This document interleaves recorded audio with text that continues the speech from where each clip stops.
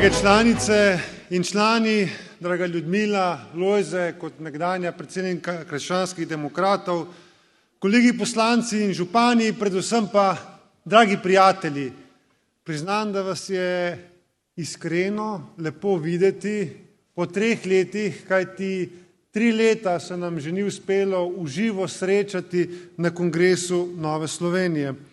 In vsej zase lahko rečem, da sem vas pogrešal, da sem pogrešal stiske vaših rok, da sem pogrešal naša druženja.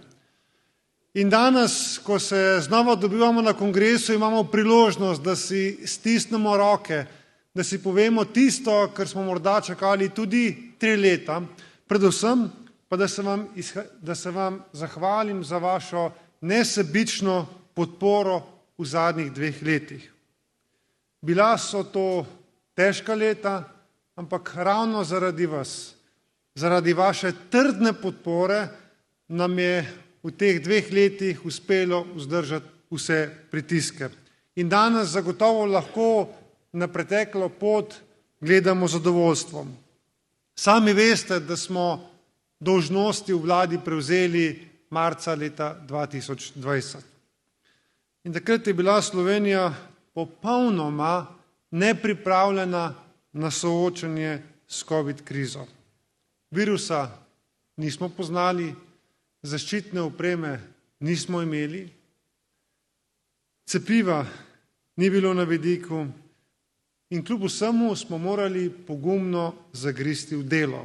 Zagotovili smo zaščitno opremo, dobili smo tudi cepivo in istočasno smo sprejeli kar 10 protikoronskih paketov, zaradi katerih je Slovenija to krizo preživela in ne samo preživela, končala je med zmagovalci tistega časa. Pomagali smo ljudem in pomagali smo gospodarstvu. Pri našem delu je bilo ključno varovanje zdravja in življenja ljudi. Zagotovo imajo tudi kritiki prav, ko pravi, da smo storili kakšno napako. Morda bi bil lahko tudi kakšen ukrep manj strog, a dejstvo ostaja, da je Slovenija iz korone krize išla kot zmagovalka z visoko stopnjo gospodarske rasti in z rekordno nizko brezposelnostjo.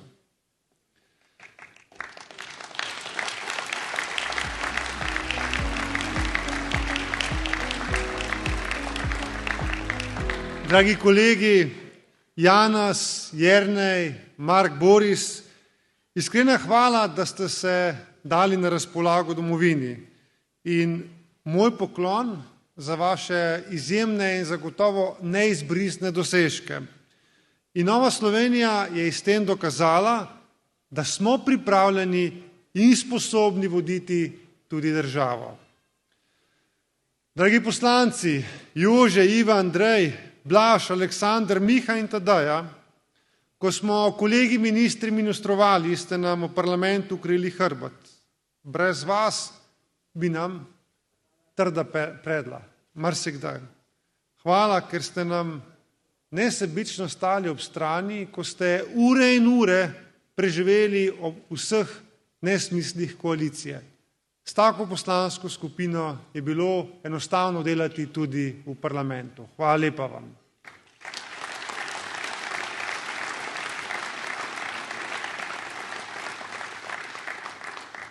Dragi Robi in srčna ekipa glavnega tajništva, hvala vam za vaše nesebično delo, za neštete ure, ki jih preživite na tajništvu, zato da stranka normalno deluje tudi v letu, ko imamo 4 volitve. Robert in ekipa glavnega tajništva, moj poklon za vaše izjemno služenje Novi Sloveniji, s tem pa tudi Sloveniji.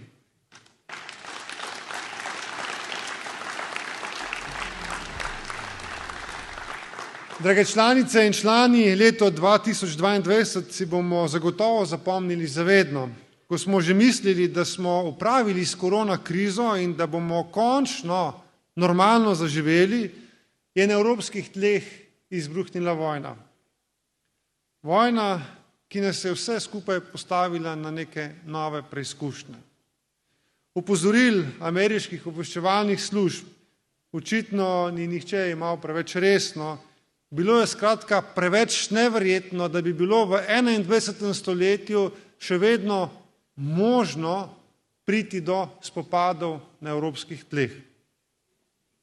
Ampak zgodilo se je in Rusija je napadla Ukrajino. Ruski napad pomeni brutalno kršitev mednarodnih pravnih aksiomov, ki so se vzpostavili po drugi svetovni vojni, in šlo je tudi za napad na temeljne vrednote demokratičnega sveta. In žalostno smo spoznali, da tudi v 21. stoletju mir ni nekaj samoumevnega. Evropa in celoten zahodni svet je bil postavljen pred izziv, ali v temeljnih vrednotah le govori, ali pa jih je pripravljen tudi braniti in tudi za ceno tega, da nas to nekoliko boli. In zadovoljen sem, to lahko iskreno povem, da je imela vlada, v kateri je sodelovala tudi Nova Slovenija, do ruske agresije jasno stališče. Nasilno spreminjanje meja v Evropi 21. stoletja je nesprejemljivo. Vso uničevanje, razgrajanje, razbijanje in pobijanje pa vojni zločini. Spoštovani zbrani, vsekakor si vsi skupaj želimo čim prejšnjega miru. Mir je nenazadnje v našem lastnem slovenskem interesu. Vendar pa miru ne bomo dosegli s cvetjem v glavi in v laseh ali z všečnimi pozivi. Mir se bo vzpostavil takrat, ko bodo za to vzpostavljene okoliščine. In Vladimirja Putina cvetje v laseh in pozivi, ki veliko ne zanimajo, to sta nenazadnje okusila tudi že nemški kancler Scholz in pa francoski predsednik Macron. In Putin, ker je jasno doslej, bo pripravljen na pogajanja za mir šele takrat, ko se bo na bojišču vzpostavilo ravnotežje, ko bo imel jasen občutek, da na bojišču ne more ničesar več pridobiti, oziroma ko bodo sankcije ustavile njegov vojni stroj. In za vzpostavitev ravnotežja na bojišču pa Ukrajina potrebuje našo finančno, materialno in tudi vojaško pomoč. Ukrajini smo namreč dolžni pomagati, ker je to v našem slovenskem interesu in ker si vsi skupaj želimo, da se vojna v Ukrajini čim prej konča.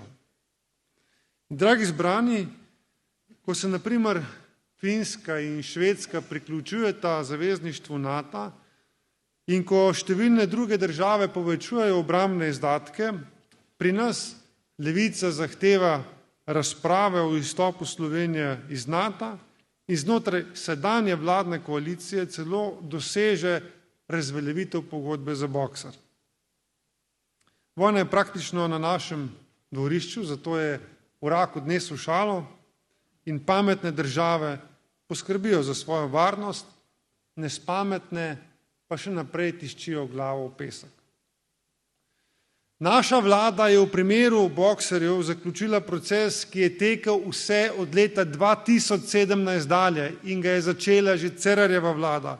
Odločitev je bila strokovno utemeljena, podprta tudi strani Slovenske vojske in oblikovana v korist slovenske obrambne industrije. Za slovenske vojake smo kupili najboljšo opremo. Pri varnosti naših vojakov nismo sklepali kompromisov. In Bog ne daj, od leta 1997 smo imeli srečo, ko odhajajo naši vojaki na misije. Ampak Bog ne daj, ko se bo zgodil prvi tragičen primer in ko bo morda izgubljeno življenje slovenskega vojaka, takrat bomo Golobovo vlado vprašali, ali je gospodarno varčevati pri varnosti vojakov in vojakinj. Dragi kolegi, radikalno levo krilo sedanje vlade predstavlja največjo grožnjo nacionalni varnosti, se je zaradi njihovih politikantskih aktivnosti Slovenska vojska slabše opremljena, omajana je mednarodna kredibilnost Slovenije in porušeno zaupanje z našimi ključnimi zavezniki. Ampak radikalno levo krilo vlade nima vpliva le na varnostno politiko v tej državi, ampak celo na ključno, in to je na ekonomsko politiko tej državi. Zato se znova soočamo z dvigovanjem davkov, pa s prisilnimi dajatvami in znova z grožnjo nacionalizaciji. Tisti, ki ste morda nekoliko starejši, ste vse to že videli in slišali in veste, da se to ni dobro končalo. Demokratični socializem enostavno ne deluje, preverjeno v Sloveniji, Venezueli, na Kubi in še kje drugje. In medtem, ko vlade po Evropi znižujejo davke, da bi tako ljudem pomagale prebroditi visoko inflacijo, naša vlada dviguje davke. Žalostno je, da vlada želi sesuti celo obstoječe davčne sisteme, ki so se doslej izkazali kot učinkoviti in dobri. Eden izmed takšnih je zagotovo sistem normirancev. Zato, spoštovani zbrani, že danes javno napovedujem, da bo Nova Slovenija pri obravnavi vladnega zakona o dohodnini uporabila vse procesne in proceduralne možnosti, da ustavi razgradnjo dobro delujočega davčnega sistema.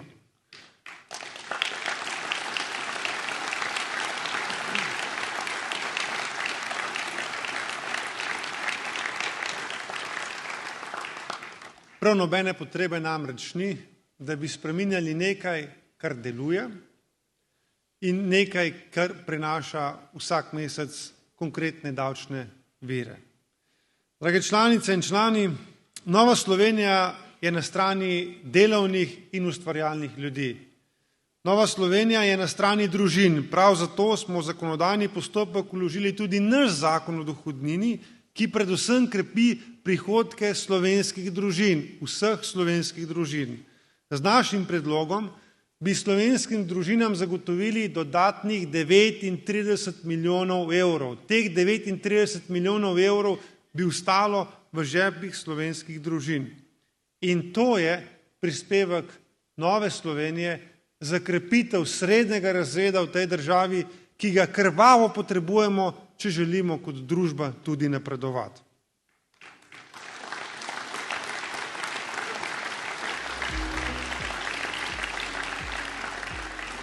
Spoštovani zbrani, slovenske družine je potrebno krepiti. Pomagati jim je potrebno tako z davčno, kot tudi z delovnopravno zakonodajo, da bodo mame in očetje kljub zaposlitvi lahko upravljali svojo očetovsko in materinsko vlogo. Zato lahko rečem, da spremenjen družinski zakonik predstavlja korak nazaj od dosedanje dobre družinske zakonodaje, ki je v središče postavila otroka. Zato niti ne čudi veto Državnega sveta. Po dosedanjem družinskem zakoniku, to je potrebno poudariti, se država ni spuščala v to, kakšno ljubezen vi gojite. Prav tako dosedanji družinski zakonik je omogočal, da se v polnosti uredijo vsa pravna in materialna vprašanja katerekoli skupnosti dveh odraslih oseb. Seveda ni pa dovoljeval posvojitve otrok v istospolne skupnosti, ker je tudi prav. Nenazadnje je bila ta ureditev in ta družinski zakonik dvakrat potrjena tudi na referendumu z glasovi vseh državljank in državljanov. In zato, drage članice in člani, očitno obstaja možnost, da bomo še tretjič odšli na referendum povedati vladi, da otrok ni pravica, ampak velik dar.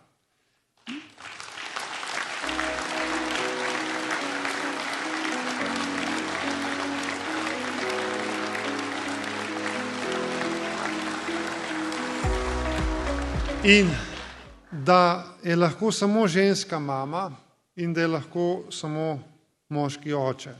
in da je v otrokovem največjem interesu, da ima tako mamo kot tudi očeta.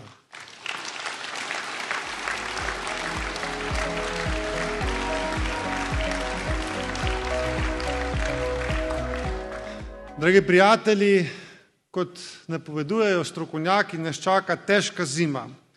Energetsko krizo že čutimo v obliki vsesplošnih podražitev.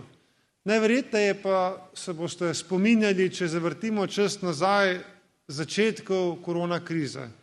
Kakšen divji zahod smo v tistem času spremljali, ko so bile evropske države praktično volk drugi. Ko so medsebojno tekmovale, si celo zaplenjale opremo, mi smo seveda trpeli, kitajski proizvajalci pa so se smejali in si mastno mili roke.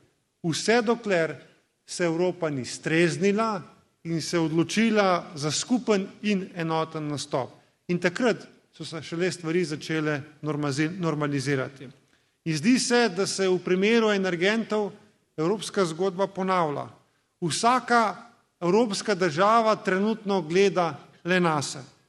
Države medsebojno tekmujejo in si dvigujejo ceno energentov. Smeji se seveda vsem dobaviteljem plina in nafte. In prav neverjetno je, da Evropa še vedno preko plina in nafte plačuje Rusiji rakete, ki jih ta izstreljuje na Ukrajino. In Rusija kljub manjšim dobavam energentov ustvarja večje proračunske prihodke kot v preteklosti. In potrebno je poudariti, da že vse od maja tečejo pogovori na evropski ravni o skupnem pristopu. Še vedno pa nismo bili sposobni, kljub številnim pogovorom, reči odločen ne ruskim energentom. Prav tako še vedno ni dogovora o cenovni kapici oziroma o določitvi največjih cen ruskih energentov. Na nek način smo se znašli v shizofreni situaciji. Hkrati pomagamo Ukrajini, a polnimo proračun agresorja. Neverjetno in na nek način tudi nemoralno. Zato lahko tukaj jasno povemo, da od evropskih voditeljev pričakujemo več. Pričakujemo ponoven skupen nastop kot v času COVID krize, ko so se skupne nabave in velike količine investicijskega denarja prelile v evropske države in tako preprečile globoko recesijo. Evropa mora preiti od besed k dejanjem.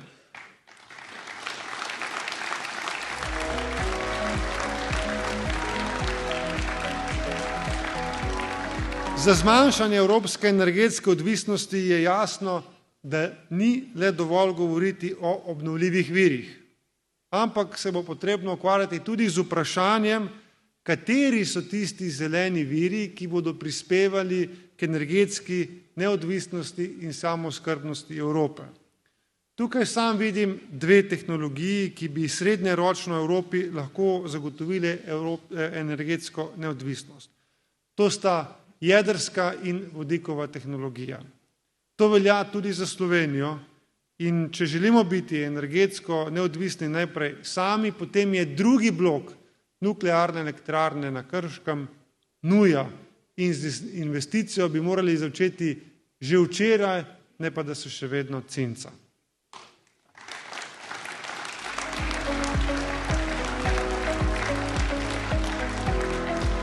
Drage članice in člani, Evropo seveda čakajo pomembne spremembe. Slovenija pa bo del teh sprememb in seveda od nas je odvisno, ali bomo na nje pripravljeni. In če bomo, potem smo seveda lahko med zmagovalci, drugače bomo žal med poraženci prihodnjih let.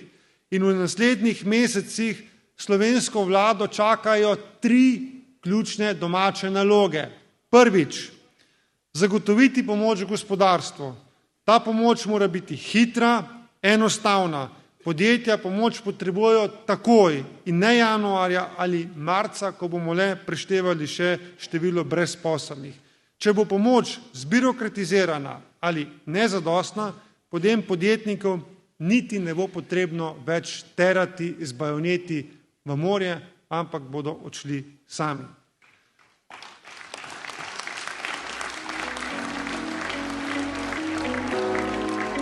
Drugič, Nadaljevati je potrebno začete javne investicije.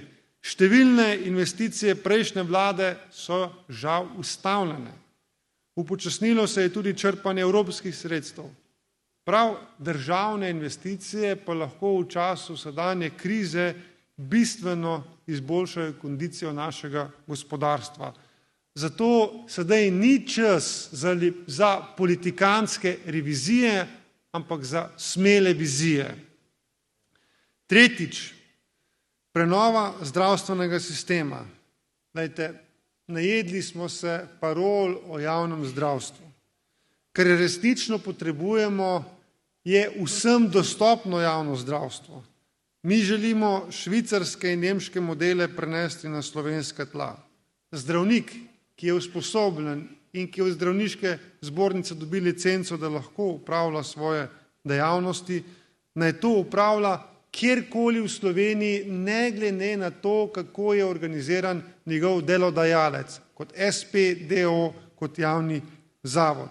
Bistveno je, da so storitve plačane strani zavoda, ki mu vsak mesec mi od naših plač plačujemo.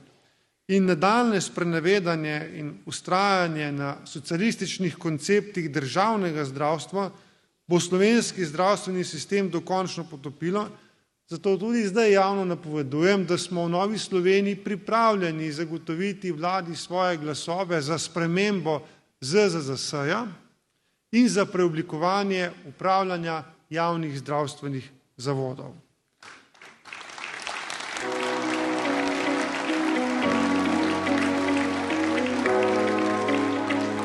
Drage članice in člani, v letošnjem letu nas čakajo 3 referendumi. 2, kot smo dejali, podpiramo, enega ne. Pri referendumu o dolgotrajni oskrbi in RTV-ju bomo seveda glasovali proti. Zakona sta slaba. V prvem primeru se znova odmika uveljavitev dolgo čakane dolgotrajne oskrbe. Dobesedno je škandalozno, da tudi nov predlog proračuna za leto 2023 predvideva, da se dolgotrajni oskrbi vzame 79 milijonov evrov, ki jih je zagotovila naša vlada. Lobiji, ki so 20 let preprečevali, da bi se sprejel sistem dolgotrajne oskrbe, očitno znova zmagujejo. In v primeru RTV zakona se upravljanje RTV-ja še dodatno poslabšuje.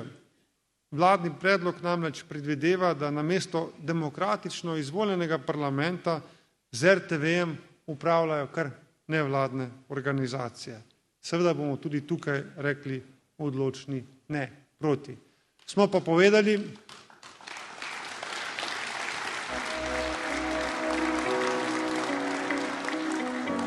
jasno povedali, da je pa stvar tega, kako si vlada želi oblikovati svoje delo in koliko ministrstv želi imeti, stvar vsakokratne vlade in da za svoje odločitve tudi sprejema odgovornosti in mi jih bomo terjali ne za obliko vlade, ampak za rezultate. Dragi prijatelji, leto 2022 smo začeli z volitvami v Državni zbor. Hvala za vašo podporo. Tudi danes se vam iskreno zahvaljujem, da smo v izjemno sovražnem okolju, zlasti mainstream medijski prostor je bil izrazito nenaklonjen naši vladi, v takih okoliščinah uspeli izboljšati rezultat. Danes barve Nove Slovenije zastopa 8 izkušenih poslancev. Iskrene čestitke.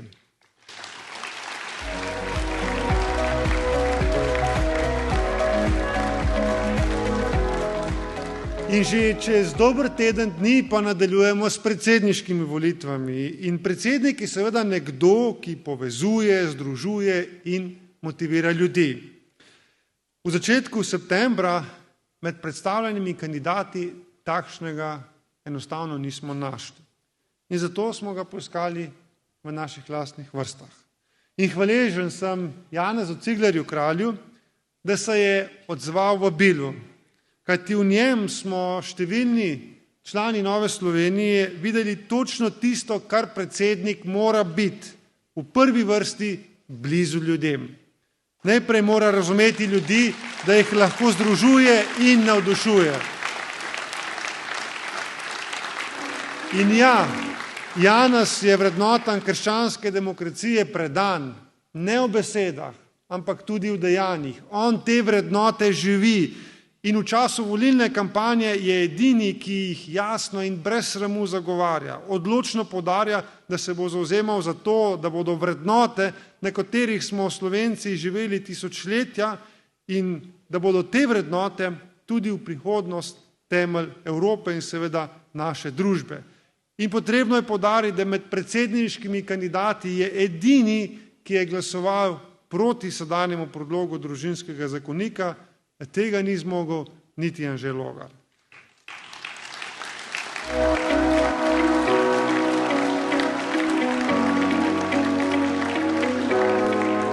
In danes nas mediji znova prepričujejo, da Janez Cigler Kralj nima šans. Ne strinjam se z njimi, odločno se ne strinjam z njimi, ker o rezultatu ne odločajo mediji, ampak mi z našimi glasovi. Zaradi tega pot pod noge in gremo vsi skupaj na volitve.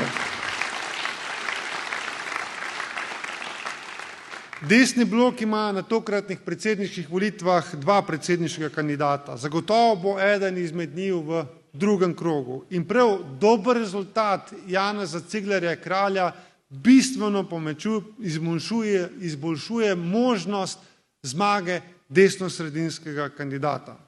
Dragi Janez, z veseljem bom v nedeljo obkrožil številko 3 in s tem podprl kandidata, ki govori in dela stvari, v katere tudi sam verjamem. Verjamem tudi to, da nas bo takih na tisoče.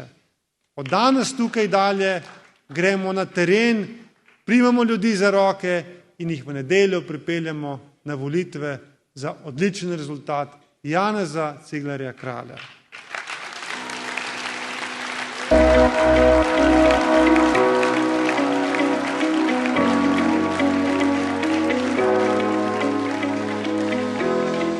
Seveda pa je po 30 letih naše domovine prišel tudi čas, da nekoliko osvežimo našo ustavo. Nova Slovenija je zato prišla s predlogom 6 ustavnih sprememb, s katerimi bi naredili politični sistem bolj učinkovit.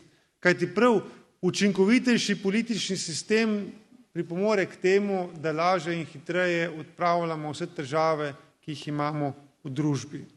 Ampak preden pridemo do teh ustavnih sprememb, pa dajmo vsi skupaj začeti delati na dvigu politične kulture, kajti politična kultura in nivo dialoga je zares zaskrbljujoče v slovenskem prostoru.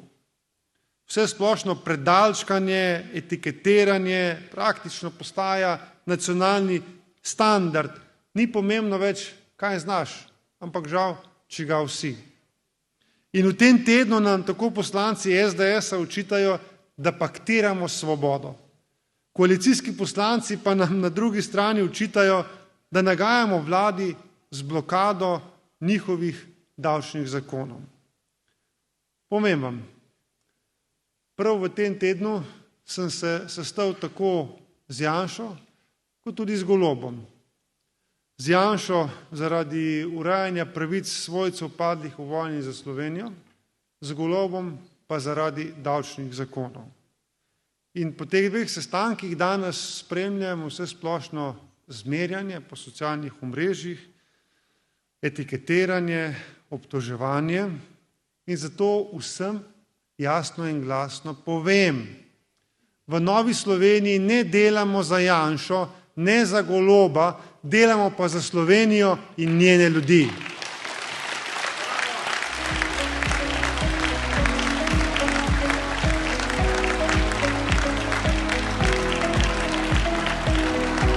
Pa da bom še bolj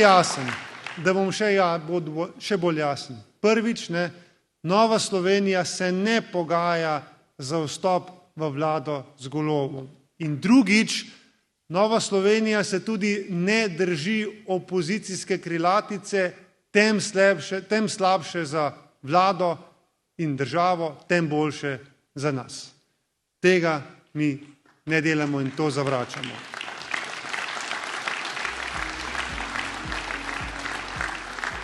V Novi Sloveniji se postavljamo v ospredje in v ospredje dajemo korist državljanov. In dialog je za nas vrednota, ne pa slabost. In tudi v prihodnje se bomo pogovarjali tako z Golobom, tako z Janšo, če bo to v korist Slovenije in njenih državljanov. Pika.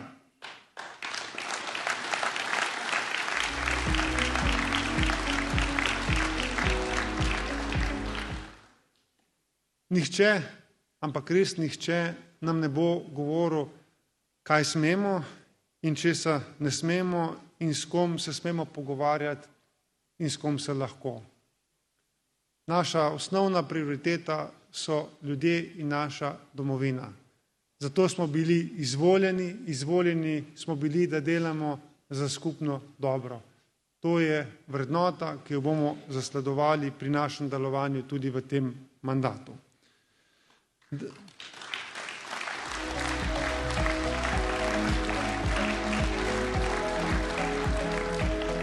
Dragi prijatelji, nekaj časa je že kar minilo, odkar sem prevzel vodenje stranke 1. februarja 2018 in vmes se je zgodilo veliko stvari.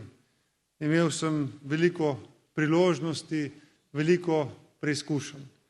Zagotovo mi bosta dve za vedno ostali v spominu. Eno je upravljanje dolžnosti predsednika Državnega zbora in pa ministra za obrambo. Verjamem, da ste lahko tudi vi začutili, da sem vse stvari poskušal upravljati po svojih najboljših močeh, vestno in zavzeto. Iskreno sem vam seveda hvaležen za vse vašo podporo, zlasti v kritičnih trenutkih, ko je padalo po meni in po stranki. In danes, ko stojim tukaj pred vami, vas znova prosim za vaš glas. Prosim vas za vašo podporo. In če boste vi tako želeli, sem z največjim veseljem tudi v prihodnosti še naprej pripravljen voditi stranko in upravljati dolžnosti predsednika Nove Slovenije.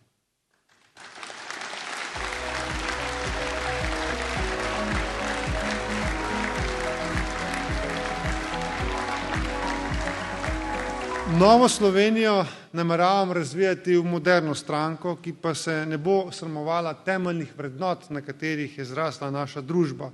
Graditi nameravam na dialogu, zavračam izključevanje. V naši prelepi Sloveniji bomo žal morali, ali na srečo, morali z ramo ob rami živeti še dolga leta, če tudi se ne strinjamo. In zato je bolje, da se pogovarjamo, kot pa da se sovražimo.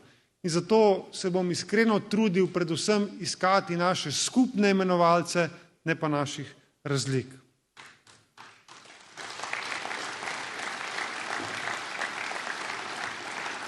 Na ekonomskem področju bo stranka uveljavljala socialno-tržno gospodarstvo, za katere je značilno, da imajo vse enake štartne možnosti in kjer se predvsem delo splača. Pri vrednotah se bomo opirali na 4 temeljne vrednote krščanske demokracije, to so svoboda, pravičnost, varnost in človekovo dostojanstvo.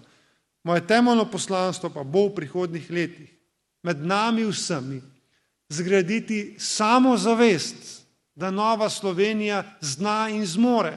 Če kaj, potem smo v preteklih letih dokazali, da kadarkoli v zgodovini krščanski demokrati dobimo priložnost, naredimo velike stvari. In Nova Slovenija ima program, ima močno vsebino in ne nazadnje, če se ozrete po tej dvorani, ima tudi sposobne ljudi, ki znajo in vedo, kako se stvarim streže. In edina stvar, ki jo je potrebno narediti, je naša samozavest. In ko bomo samozavestni, takrat nam bodo na dosegu roke tudi zmage. Srečno in Bog živi Slovenijo.